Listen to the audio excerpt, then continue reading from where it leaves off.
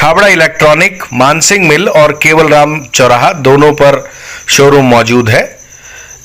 Fridge, cooler, AC, deep freezer, TV, washing machine, mixer, juicer, grinder, note गिनने की machine सहित बहुत सी electronic item मौजूद हैं। एक बार विजिट करें अथवा फोन लगाकर जानकारी ले सकते हैं। एमपी के खंडवा के ट्रांसपोर्टरों ने आज chamber of commerce, SP, collector सहित संबंधित लोगों को आवेदन देकर यह ऐलान किया कि 2 अगस्त से एक मुहिम जो पूरे प्रदेश भर में ट्रांसपोर्ट व्यवसायियों द्वारा शुरू की गई है और जिसके संबंध में सर्वसम्मति से पूरे देश के ट्रांसपोर्टरों ने फैसला भी लिया है कि जिसका माल उसका हम माल, यानी जिसका माल होगा उसका हम माल होगा। इसके अलावा ट्रांसपोर्ट से संबंधित कई और विषय हैं जिनको लेकर एसपी, कलेक्टर और चैम्बर ऑफ कॉमर्स को बताया गया है कि इसमें अब आगे अगर किसी प्रकार की कोई जबरन वसूली करता है, ट्रक खाली कराने के लिए पैसे मांगता है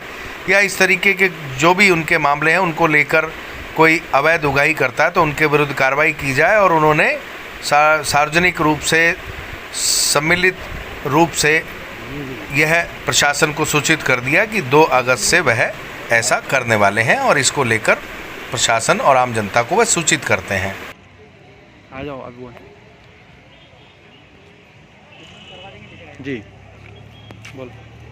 हम आए कलेक्टर साहब को, जिसका माल उसके हम माल, साफी भाड़ा में माल परिवहन मुहिम को खंडवा में 2 अगस्त 2021 से लागू करने हेतु सूचना का आवेदन दिया है। टाटा करई, भरई, खाली करई, चाय पानी मुंशियाना कोई भी ट्रक मालिक नहीं देगा। और हमने एसपी साहब से निवेदन किया है कि यदि कोई जबरी वसूली करता है तो समस्त जिले के थाने प्रभारी को आदेश करे कि अगर कोई ट्रक मालिक ड्राइवर रिपोर्ट लिखाने आता है तो उनकी रिपोर्ट लिखे। बोलिए। सही बोला ना। और भैया अरुण जी कुछ बोलना हो तो बोलो आप। तो रिकॉर्ड का माल उसका हम माल, इसके समर्थन में हम सभी लोग यहाँ इकट्ठे हुए हैं और इस मुहिम को हम आगे बढ़ाएंगे। और किसी भी तरह से हमाली या कोई भी जो खर्चा दीगर ले रहे हैं वो हम किसी से नहीं दिलवाएंगे।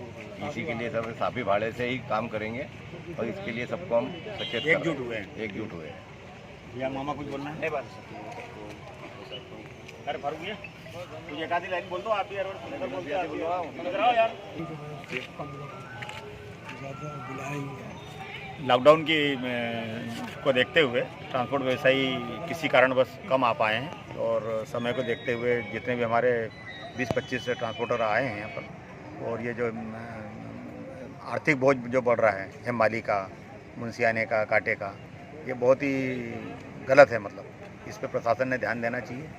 और आज ये कोविड के कारण वैसे ही परिवहन मतलब ट्रांसपोर्ट, ट्रक बहुत गाड़ी मालिक पीछे, गाड़ी मालिक बहुत पीछे रह गए हैं, कर्ज नहीं दे पा रहे हैं, काफ़ी समस्याओं से जूझ रहे हैं। और डीजल ने तो उनको बिल्कुल धोबी पछाड़ कर दिया है। भाड़े का भी इतना किसी भी प्रकार से बढ़ोतरी नहीं हो रही है जिससे कुछ न कुछ एवरेज मिल सकता है।